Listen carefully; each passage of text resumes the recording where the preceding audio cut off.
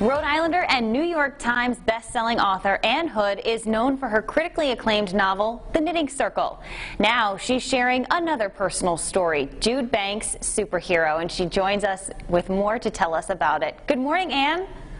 Good morning, Michaela. Great to see you. Welcome back to the Road Show. It's so nice to chat with you.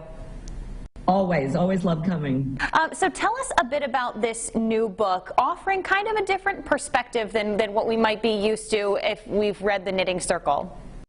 Yeah, you know, I often think that I write books that I wish I had been able to read when I needed them, and there wasn't one out there. And Jude Banks definitely fits into that category.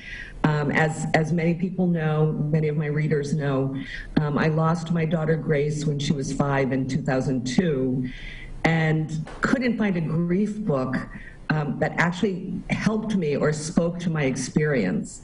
And that led me to write both The Knitting Circle and the memoir Comfort, A Journey Through Grief.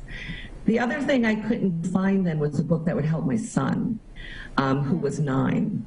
Wow. And he's now 28, so this was a long time ago. But I think I've had kind of brewing for quite some time that approach. How does a family and a sibling, a young sibling, deal with loss? Yeah. And Jude Banks' Superhero, although he's not my son Sam, I did mind that experience and what Sam went through.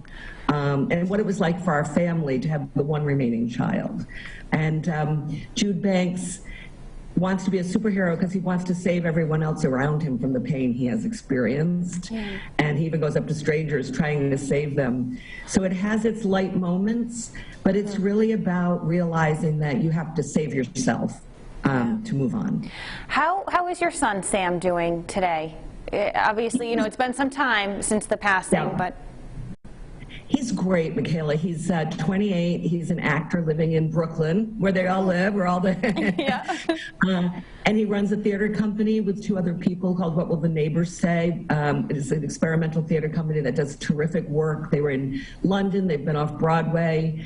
They were at the Edinburgh Fringe Festival. So he's a busy theater guy, you know, which he was a busy theater kid, and he grew into a busy theater guy. But, you know, we still have our moments and our private times where we talk about Grace and share how that experience lingers, like it never really goes away even though you continue on with your life. Certainly, as you speak about him, you can tell just how proud you are as a mother, that's for sure. Was writing this book somewhat cathartic for you? Was it good to put those words on paper? Maybe they were words that you told your son that many years ago. Yeah, you know, I don't know if it was cathartic. I mean, I think I'm at a point where it's been almost 20 years and, you know, you reach that point of acceptance and, as I said, the grief never goes away, but it does change and morph and your life keeps going. But it really felt good to write a book that could help kids who are experiencing this, families who are experiencing loss, and also help people who want to help friends around them. So I think it's a book for the whole family, and a book that you can give people who maybe need it. And I'm sure those folks tell you that they did need it. You must hear so many lovely stories, and maybe some of heartbreak that have gone through a similar time as you, just as much. Oh, Michaela, you're so right. You know, it's interesting when, as a writer, and I was a writer long before I wrote The Knitting Circle, I had, you know, 6 or 7 other novels out. I did it for fun, and I hope people enjoyed my books. To write about something that touches so many people has been just such a different experience.